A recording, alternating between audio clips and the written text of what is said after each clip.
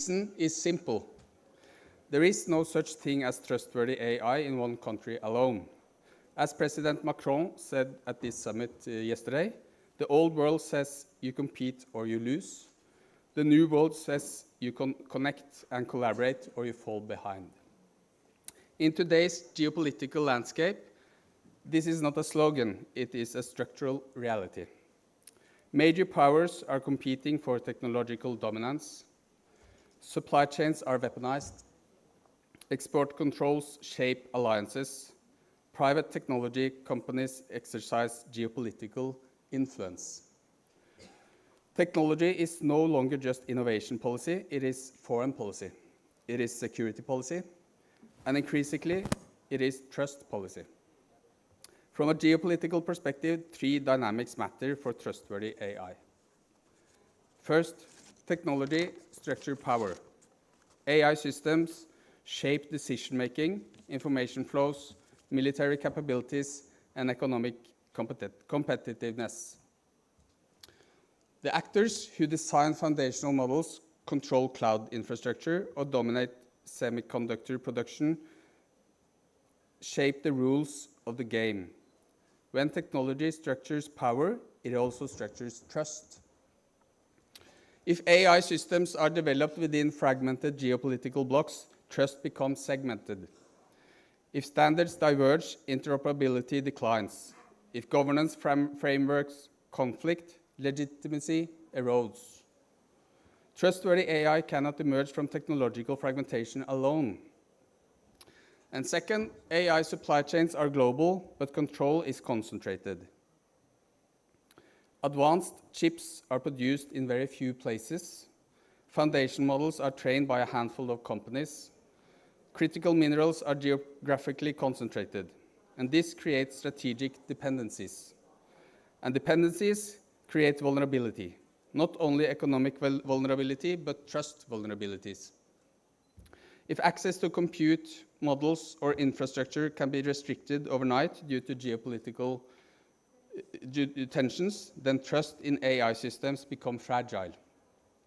Resilience and trust therefore require cooperation across supply chains, across jurisdictions, and across political systems. And third, AI affects democracy and societal stability across borders. Digital platforms shape public discourse. AI influences elections, information flows, and political mobilization. We have already seen that elections do not need to be hacked to be destabilized. Tempo, amplification, and algorithmic visibility are enough. These systems operate across jurisdictions. Regulation is national. Impact is global. If we want trustworthy AI in democratic societies, we cannot regulate in isolation. So, what does this mean? Trustworthy AI is not only about model alignment or technical robustness. It rests on three layers of trust. First, technical trust, that systems are safe, reliable, and explainable. Second, institutional trust, that governance frameworks are legitimate and accountable. Third, geopolitical trust, that states cooperate rather than weaponize interdependence. And without the third, the first two will not hold. And this is where international cooperation becomes decisive. We need cooperation on standards and interoperability, transparency mechanisms across borders, agreements on dual-use AI in military contexts, safeguards against the weaponization of supply chains, inclusion of developing countries to avoid a widening AI divide. And because AI development becomes a zero-sum geopolitical contest, if AI development becomes a zero-sum geopolitical contest, trust will collapse into blocks. And fragmented trust is not trustworthy AI. So let me conclude with a simple observation. Trustworthy AI ultimately depends on whether we treat technological interdependence as a vulnerability to weaponize or as a foundation for cooperation and collaboration. So thank you very much for listening to me, and I will now introduce the next speaker, which is Heather Broomfeld, who is the Director General at the Norwegian Digitalization Agency.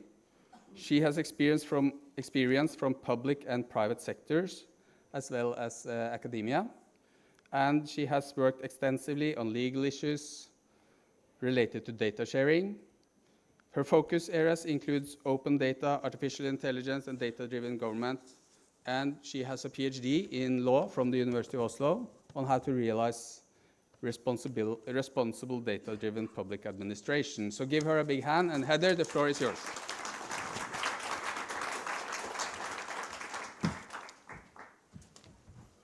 Thank you very much, Niels. So I'm going to outline a framework for trustworthy artificial intelligence in the public sector that we use in Norway. Now, I just want to preface this. It's not a formal framework or an official framework that we have, but it's very much the elements that we use for trustworthy AI in the public sector. So we see a huge opportunity in Norway for the use of AI in the public sector, both to deliver better and more timely and indeed more context-aware services, while also creating the efficiencies we so urgently need. And these aren't just Norway is certainly not unique here in needing to create efficiencies with the public sector. But at the same time, we're hugely aware of the challenges that artificial intelligence brings. We're walking this tightrope here, and I'll just show you kind of on the slide here as well. We're kind of walking a tightrope here of trying to get a balance for how do we harness this really powerful technology while at the same time ensuring that it remains trustworthy. Because losing trust in the Norwegian public administration is quite frankly just simply not an option.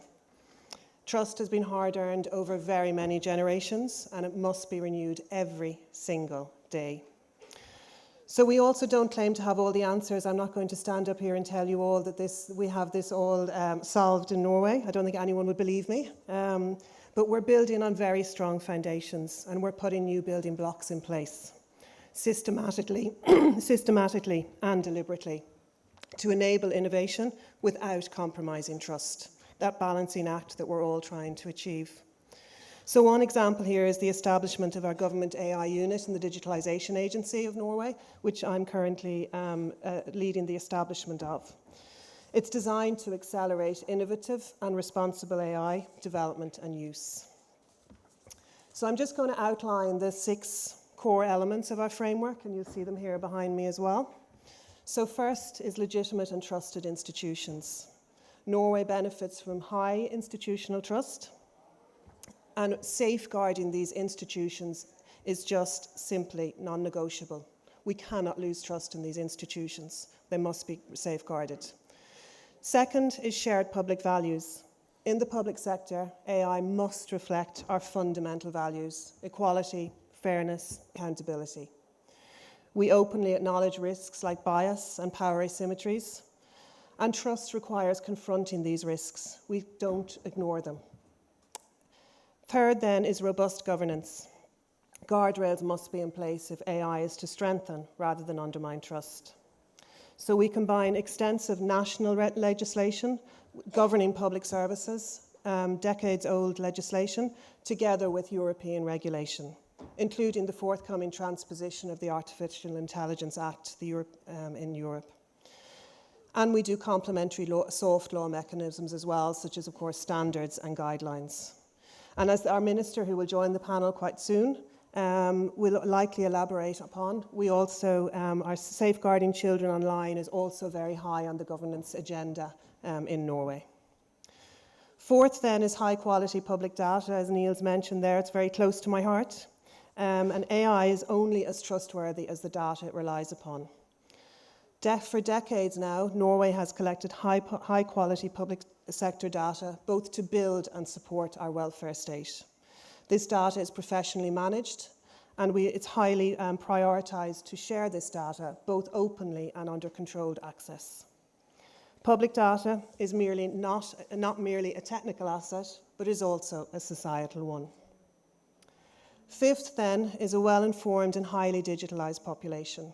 Norwegians are digitally mature, exactly as the population here in India. And there are very high expectations for transparency, explainability, and fairness. Sixth, then, is targeted research. AI presents very complex and often unpredictable risks, as we are all aware of. Addressing them requires deep multidisciplinary expertise. Close engagement with research is therefore essential, and Norway is investing heavily in public sector artificial intelligence research. One great example of this is the Trust Research Centre, which has organised this session, and we are all members here, so the Norwegian Digitalisation Agency is a core partner here, along with many other public and private sector bodies, so it's very much research, public and private sector. So to conclude, our framework is a balancing act, and we tried to depict this on the diagram here behind me. Each element is dependent upon the other, so there's an interdependency here. If one fails, the whole structure fails. We do not claim to have solved every challenge. Like all countries, this is a work in progress, but Norway is entering this transformation consciously and deliberately. So thank you from me, and I'm handing over now to Hildegunn McLernan from Kongsberg Maritime.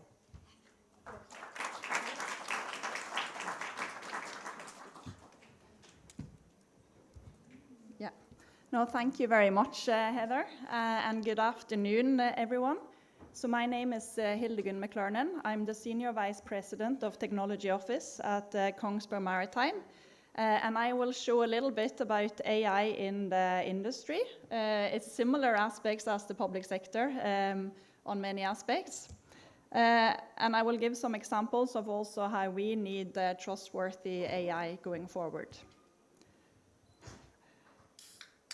So a little bit about Kongsberg Maritime.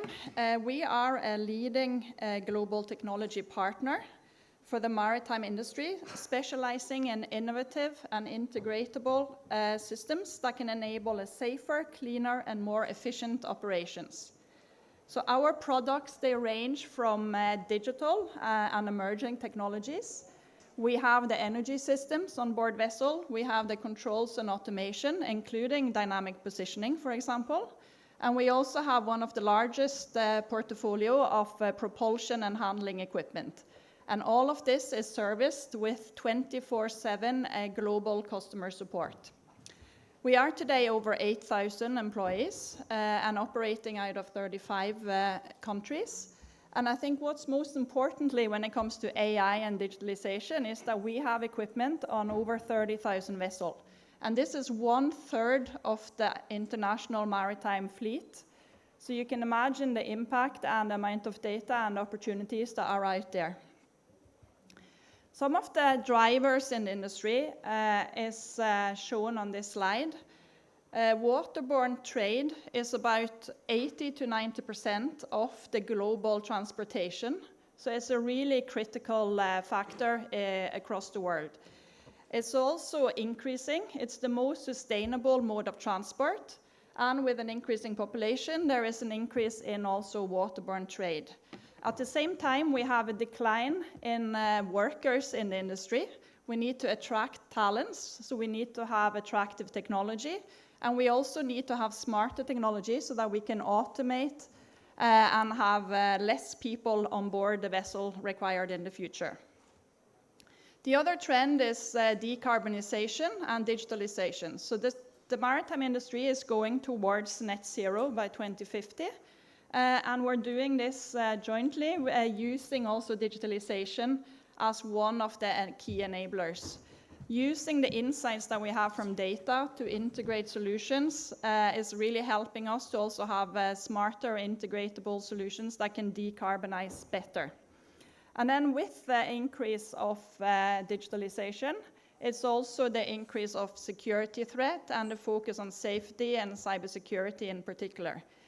There is an increase in regulations, and we see because we are a global industry, the regulations can be quite diverse, coming from different parts of the world, and it can be complex to operate in a safe and secure manner. But this is one of the key drivers also on new technology, and we need to stay ahead and make sure that we have safe and secure operations.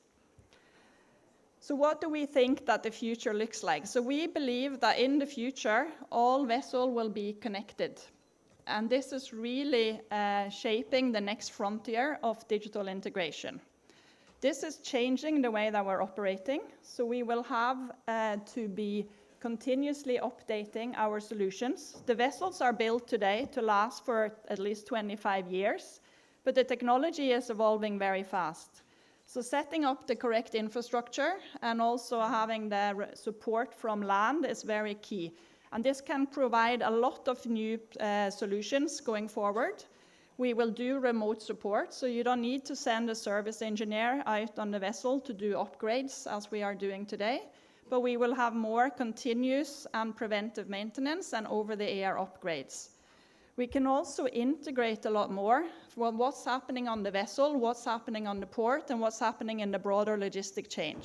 So the value chain integration, optimizing the vessel performance and even the fleet operation will be possible in the future. And then we're seeing the shift. Already we have some remote and autonomous vessels operating.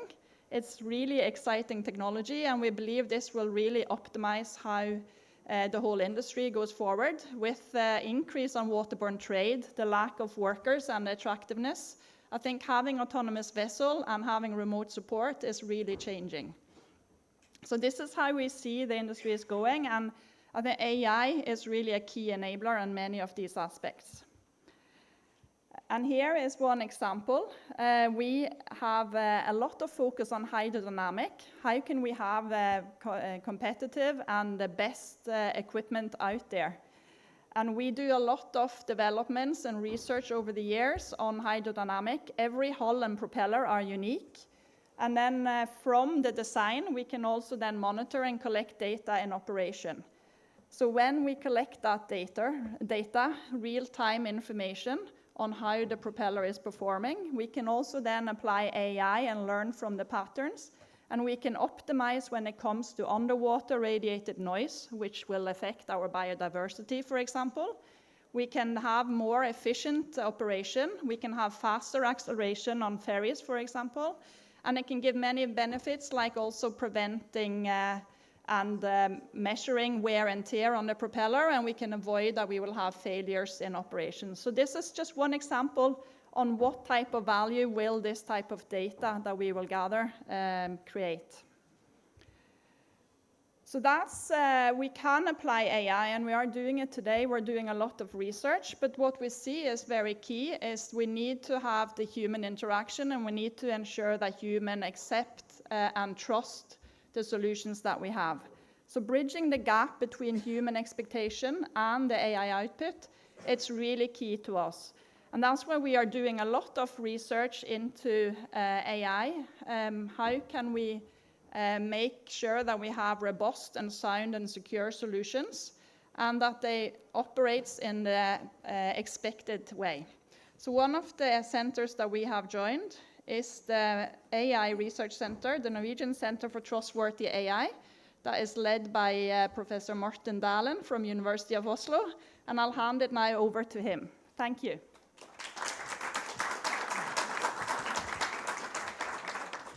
Thank you very much, Hildegunn. If you have trust in something, that thing should be trustworthy. And if you develop something that is trustworthy, I or anyone else should have trust in that thing. And trustworthiness and trust is kind of difficult. Some people will say, a mission impossible. I will come back to this title. What we have done at Trust, together with our partners, we have 4 of us here, even more, and we also have Sintef here, is that we try to define the direction where we want to go. The first direction, we want to have accuracy. We want AI to be precise. At least we want to know the precision. We want those who is producing AI system to explain what's behind the hood. We want AI to be fair, inclusive, and protect our autonomy. We want AI to be safe, secure, and protect our privacy. And we want AI to be sustainable. We want to develop green AI for the green transition. And finally, also want this AI to be well governed on all levels. And Niels talked about this, both on international level, on national level, on organizational level, and even on individual level. However, these 6 is not enough. We can do this in the lab or very locally. We have to scale it. So trustworthiness is also what happens when we scale things. The title I have is about that AI is heavy industry. It's basically hunting for critical minerals. It's very thirsty because this data center is using a lot of water, and it's also using a lot of energy. Where are the direction, where are the pathways for this? It has been mentioned by both Hildegunn, Heather, and Niels, different pathways here. What we see here is that we have to move from large to smaller models, maybe moving the intelligence closer to the edge. Within hardware side, we have neuromorphic development across the world. The most effective thinking instrument we have is between our ears. Neuromorphism is about copying what we are doing between our ears. And optical computing is about using photons instead of electrons. Data sharing is something we have to think about. Maybe we should also refine all the data we have around. Data reduction is something that many researchers are looking into because we are filling up data centers with a huge amounts of data. And of course, there are also research groups around the world, including Trust, looking at how can we organize data centers in the future. The other pathway is, of course, the governance pathway that has been mentioned. When we develop future environmental social governance frameworks, we have to think of the AI awareness. Niels also mentioned standardization, also mentioned by Heather. What are the key performance indicators for the futures? Because we can solve one problem, but that might create another problem. So these indicators are important to develop. And how do we prioritize Earth health alongside human user needs? Human users, we are a part of the planet, but there are also other things on this planet.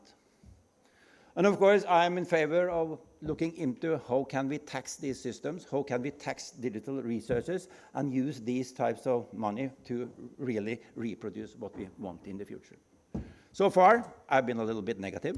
However, there is also some positive things when it comes to AI, because AI also can be a catalyst for the green transition. I don't have time to talk about all of these things. This has been mentioned by Hildegunn, Niels, and Heather. But one of the issues we are going into, and one of the projects we are launching these days in Trust, is that we combine climate data, health data, to look at climate-sensitive diseases. And on Monday, 2.5 days from now, we are starting a seminar in Kigali in Rwanda on these questions. My big question, there are many big questions within the realm of AI. Can AI help decouple economic growth from overuse of Earth's resources? Thank you very much. And then, Mala, the podium is yours.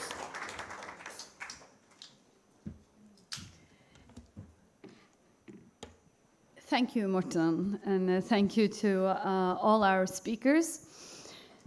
Norway may be a small country, but we have always had a global outlook. From the Viking voyages to the polar expeditions and to modern maritime innovation. Today, as you know, we are entering a new era of exploration, artificial intelligence. So let us once again turn to the central question of this session. What does it truly take to build trustworthy AI? To deepen our understanding on this topic, we are joined by an outstanding panel, as you can see. But first, as this is a Norwegian-led session, it is my great pleasure to welcome welcome Norway's Minister of Digitalization and Public Governance, Karianne Tung.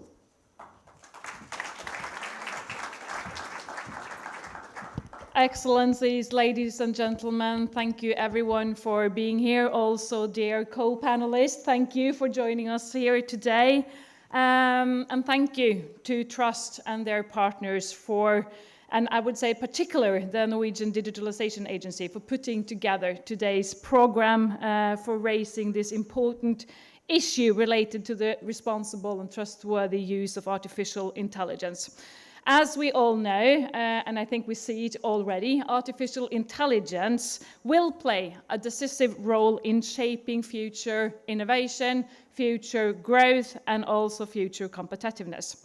And importantly, and I think this is the best sentence of today, so listen very carefully, I think artificial intelligence can help create a better world by reducing inequality, improving health and safety, supporting green transition, and promoting creativity and education.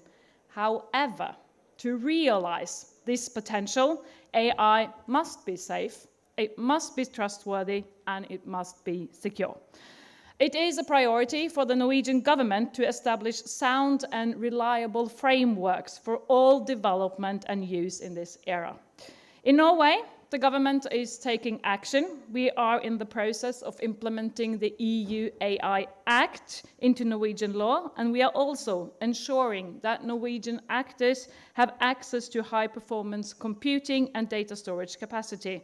And also, we are developing national foundation and language models that everyone can use free of charge. At the same time, we are establishing something we in Norwegian called KI Norge. It's directly translated to AI Norway, even that might not be the official title yet. We are working on that one. But I really believe that this establishment of AI Norway will strengthen national guidance on responsible use of AI. And if there is one thing I hear from business leaders or if it's the public sector, they are uncertain. So establishing this good body of guidance will be really important to make sure that we adopt and implement and use AI in a proper way. We are also investing in knowledge. That's why we are here. That's why we're here at Trust. Norway has allocated more than 1 billion Norwegian kroners, that is about $100 million, to 6 research centers on artificial intelligence, and Trust is, of course, one of them.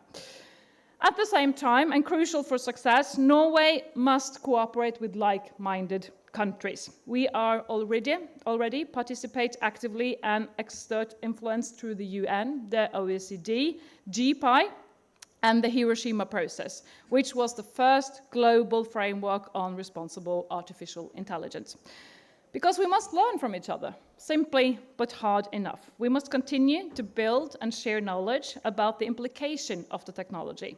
Together, we must develop technologies and governance models that build trust in public authorities, in public and private services, and that support democratic values and foster trust in society. Together, I believe we must contribute to, and not least ensure, the practical implementation of an international frameworks for responsible AI. So I'm really happy for this opportunity to get together and discuss from our different perspective. And also I am really happy and impressed by being here in India and Norway as an EFTA country as well. With the EFTA-India trade agreement, I can see great opportunities for the future for Norway and India also to work together on the green transition and the maritime industry with health tech, and also, of course, with the digital technology and artificial intelligence run across all of those sectors. So by that, thank you so much for the attention. I'm happy to be here.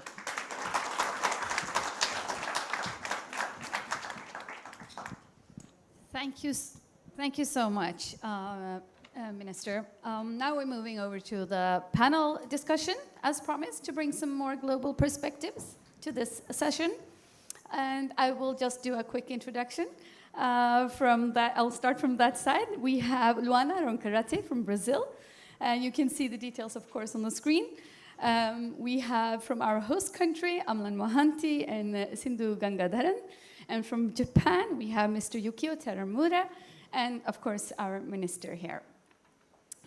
I have challenged you all for a quick lightning round. And since our minister, you're going to leave us a little bit earlier, I heard. We'll get a signal, I'm sure. From where you sit, what does trustworthy AI mean to you? So that's supposed to be short but sweet. I can be really short. It means that you should trust the technology and then trust society, trust businesses, trust politicians, trust authorities, trust your friends. Sounds good. Yeah. Mr. Teramura? Okay, Trustworthy AI is fundamental to the AI governance policy of the Japanese government. And Japan is committed to the balancing and the promotion of innovation with risk management. And Japan launched the AI Basic Plan last December. And it also stipulated that by pursuing the Trustworthy AI. And Japan aims to become the most AI-friendly country in the world. Wonderful. And we will hear more about that AI plan later on. Yes, then we'll move on. Oh, don't have a microphone? Oh, sorry. We have to share these. Mala, I think I'll keep it short. For me, I reflect back on what I heard earlier on, and for me personally, it just can't, trust in AI just can't be about accuracy. That's one important piece, but it has to be also about reliability. I mean, you need to be able to rely on the outcomes, right? And it's also about transparency. Very important is fairness. And finally, I think it's also about accountability, having somebody who is like, okay, that's the decision the algorithm took, but still I stand by that decision, right? So these are 5 important aspects for me. Very important. And then, yes, we have to share these microphones. No problem at all. 2 things for me. To trust something, I need to understand how it works. And 2 is I want agency, so I want choice in the matter. In case I don't trust something, I want to have an option. So that's the 2 things. Thank you. Well, thank you for the question. In my point of view, I think to be trustworthy, it needs to be inclusive, sustainable, and also respects human rights and national jurisdictions. Sounds very good. To reflect a bit on the values concerning us all, yesterday Prime Minister Modi spoke about the importance of protecting children and young people from the risks of AI. And you've also been, Minister, very clear that safeguarding children online is a priority for you and for Norway. Could you shed some light on what are you doing to protect Norwegian children and youth? Yeah. Of course, I really believe that children and young people have the right to be as protected in the digital world as in the physical world. And as by now, they are not. When we leave our children at schools or they play with friends, there's always adults there looking after them, like looking over. In the digital world, no one is there to take care of them. The big tech companies today, they have a lot of power. They gather a lot of data. We can see examples which is not very nice on what children are being exposed of. It leads to pressure, bullying, even examples of suicide, as we have seen. So there is a real need to protect children and young people online. That's why the Norwegian government now are proposing an age limit on social media on 15 years old. We are working together with partners in the European Union also. And I'm really happy that I heard both President Macron and Prime Minister Modi yesterday. That was great news. I feel that more and more countries are coming aboard because we are starting to see the real consequences.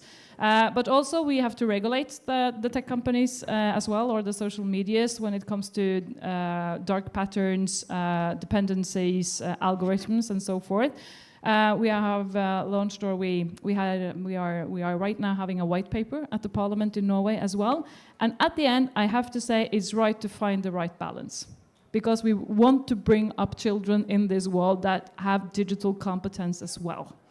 They have to learn to use the technology and to understand the technology and to do critical thinking as well. So to find the right balance is about giving the teachers and the adults the right competence to teach the children the right things as well. So we have to be able to have 2 thoughts in our heads at the same time. Absolutely. And having a safe society, it's also about social stability. Which brings me over to you, Mr. Takamura. Japan is known for balancing innovation and social stability. So how is this this philosophy, so to speak, reflected in the new national AI strategy? Okay, the utilization of AI is directly linked to the industrial competitiveness and national security. And it's ideal to actively utilize AI to address social challenges, accumulate experience as data, and share it across organizations, thereby accelerating innovation and creating a virtuous cycle that further promotes its utilization. Japan is facing the declining the birth rate and an aging population, leading to the gradually shrinking society. But making utilization of AI leading the increasingly important. Nevertheless, unfortunately, AI has not yet been actively utilized in the daily life. Because it is recognized that the utilization of AI involves the various risks. For example, the technical risks such as misjudgment, hallucinations, and inappropriate output. And social risks such as discrimination and bias and criminal use, infringement of the privacy and the intellectual properties. And another one is the national security risk, including cyber attacks. Yeah, so these risks cause public anxiety. Yeah, so in the AI basic plan, therefore the pursuit, the trustworthy AI is not only essential for the dispelling public concern on risks, but also a crucial factor in actively utilizing AI and promoting innovation. Yeah, so in the AI basic plan, Japan pursue further promoting innovation while mitigating risks. And we will deepen the balance to ensure a human-centered AI society where the individual dignity is respected so that people, AI can work together continuously and pursue trustworthy AI to realize the most AI-friendly country in the world. Thank you. Building on that, you mentioned AI-friendly. I will move on to you, Ms. Gangadharan. You are often described as a technology humanist. I just have to ask you about that. What does that mean? Well, I think it's very simple, Mala, because technology cannot be there for technology's sake, right? I mean, we have technology to make the lives of people better and communities better. And probably it reflects back also on the whole theme of this AI Impact Summit that we are having here, right? It's really about how do we take it forward, how do we bring people forward. I love what the minister was saying. I mean, it's finally about how do we make it real for people to consume, right? So for me, it has always been not about, hey, what's the latest and greatest technology, but really how do we use that technology to shape and change. I can just give you, I know we are all talking about AI at this point, but if I just also reflect a few years back, right? I mean, we had a massive pandemic, right? And if I just take that example, the second wave of the pandemic was quite tough for India. At least many of you here in this audience would still remember that. But at the same time, I still remember how all of us kind of leveraged technology. And back then, the biggest need of the hour in India was to track the oxygen supply chain along the length and breadth of the country. And if I put on my SAP hat, I work for SAP, and back then it was really about how do we identify the top oxygen manufacturers in the country and use technology to be able to help the government of India have this digital dashboard that helped them to very quickly track the oxygen supply chain, right? And it was almost leveraging technology over the weekend, right? Because 80% of the oxygen manufacturers in the country run on SAP, but that's besides the fact. But it's about usage of technology for people and to save lives, right? So that possibly goes back to the tech humanist, what you're talking about. No, excuse me, we'll do the questions later. Please sit down. Please, thank you. We're Was it a pandemic or a bio-warfare? No, please, sir. Please, sir. Thank you. Well, actually, following India through the pandemic was quite impressive from Norway. I remember my uncle asking me if I had the vaccine, and he had it like a year ago, and we didn't have the vaccine. So, okay, we're going to move on to Amlan. when we had our preparatory chat, there were so many things you could talk about. But I'm going to stick to the fact that you're a tech lawyer and advisor to the Indian government on the AI guidelines. I was wondering, how would you describe the values that the policy is built upon? Yeah, look, values, I'm going to interpret values slightly holistically here. So I'm going to talk about values in the sense of what's the spirit driving this, the guidelines, the governance framework, its approach to trust. And I'll just start with optimism. I think India, and you could hear this in Prime Minister Modi's speech yesterday, it's driven by a sense of optimism. And so even when we're talking about governance, it's an expansive view of governance. It's not about containment, it's not about regulation or risk mitigation only. It's also about driving adoption and the importance of capacity building, all of the things that the Minister said early on, right? So I think that's the largest spirit in which we're talking about it.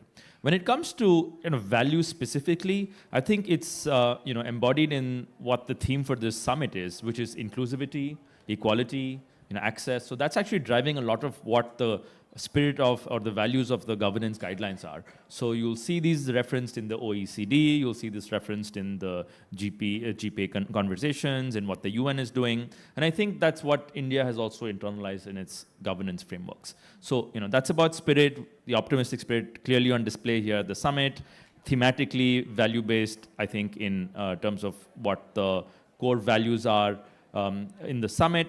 But I'll say in terms of actually implementing it, I think the approach that we're taking in India is that we don't need to reinvent the wheel. These values are embedded in our constitution. These principles of fairness and equality are constitutional rights that Indian citizens have, and there's no reason to believe this doesn't apply to AI, right? So it's really about ensuring that these same values trickle down across from the constitution to how laws are enforced, through how guidelines are implemented by all stakeholders, including companies, including how public officials enforce these laws. So I think that's the light touch kind of regulatory, agile approach that we're bringing to our governance framework in India. Thank you, Amlan. You mentioned the optimism, and I'm just sensing that the same might be the case in Brazil. Luana, Brazil and India are both part of the BRICS grouping, large democracies with fast-growing economies and increasingly influential, both countries in shaping the global technology debate. And you have also, in Brazil, launched the National Artificial Intelligence Plan. What values are upheld by that plan? Thank you for your question and for having me. Well, I think it's important to say that for Brazil, and specifically the ministry which I represent here, the Ministry of Management and Innovation in Public Services, understand that AI is not a matter of technology alone. There is a lot about an understanding of and the need for behavior that is responsible, ethical, transparent, that promote inclusion as well. So the plan that we recently launched brings all these values, brings the value of sovereignty as well to work with this important topic. And you know that Brazil has, for the last 2 decades at least, worked a lot with concepts related to digital public infrastructure. And it has been very important for us to promote better services to our population. And we understand that AI can help us to go to a next step and provide more personalized and more proactive public services to our population. But we also understand that we need to mitigate the risks, the challenges, and to do that in a very responsible and ethical manner. And we have been working a lot to promote that, especially related to data governance, data infrastructure, and to safeguard all the human rights and democratic values in this great endeavor that we are dedicated to. Thank you, Luana. I just got a signal that we have 5 minutes left. I don't know where time went. So I'll back to the minister here. Norway often speaks about digital sovereignty or digital agency. Minister, what does that mean in practice for us? I mean, we're sitting here next to quite big countries. What does it mean to a small country? it means everything. Talking about digital sovereignty, which is really the big topic of all discussions, I would say, today. First of all, Norway is a small country, 5.5 million citizens. We can't be self-sufficient in the digital world. We need cooperation. We need to work together with like-minded countries. Digital sovereignty is not about one thing. Digital sovereignty is about a lot of things. It's many layers. It's a whole value chain. It is about everything from regulation, guidelines, framework, but also about critical minerals, semiconductors, data centers, fibers, connectivity, software, hardware. The list is very long. That's why you understand Norway can't be self-sufficient, because it is about a lot of things. But it's important for us to have the ability to act, to have alternatives. I think to have control. We can have control through regulation, ownership, collaborations, working together, and that's the strategy that Norway has chosen, because a lot of different things can happen. We have climate change, fibers, networks can go down. We need to work on the robustness of that one. Cyber attacks already mentioned. We have political risk, which is also now important for us. So having the ability to act and work together with like-minded countries is the important thing for Norway to do. And that's why also I'm happy to be here and feel the spirit from India as well. And I'm really impressed by the work that has been done here when it comes to inclusiveness and scaling. I think we have a lot of things to learn in Norway from that one. Thank you. I would very hard. Would you like to add something? No. All right. We're moving towards the end here, but just a quick question for you. Sindhu, India being a complex nation with quite the opposite kind of like large population in terms of size and demographics. For business, AI represents a competitive advantage. At the same time, one has to sort out what's the hype, what's the what will bring actually value to the business or the country as a whole. So I would just like a short remark from you. What do you think India is doing in terms of like making the right choices at this very moment? Well, I think most of you have probably experienced it firsthand over the last days at the summit in terms of the right choices India is making, right? If you talked about digital public infrastructures earlier on, I mean, think about bringing together a nation of 1.48 billion, right?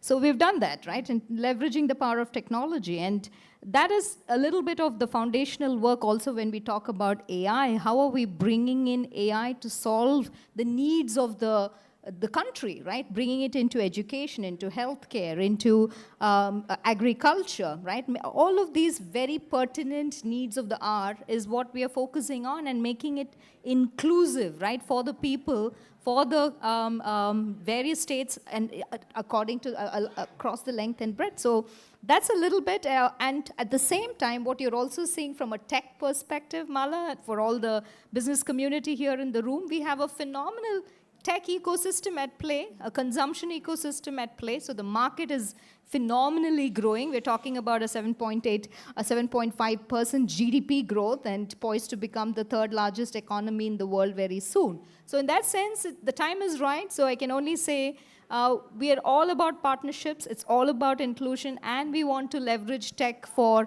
driving forward some of those large topics that I touched upon. Thank you, Sindhu.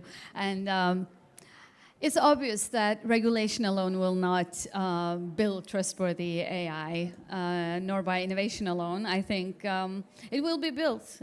From this summit, that's what I gather, that it will be built in the intersection of values, maybe power, and also perspectives that you've shared today. This summit has really opened its doors to the world, and perhaps that is the real takeaway, that no nation can build trustworthy AI all by themselves. We have to cooperate.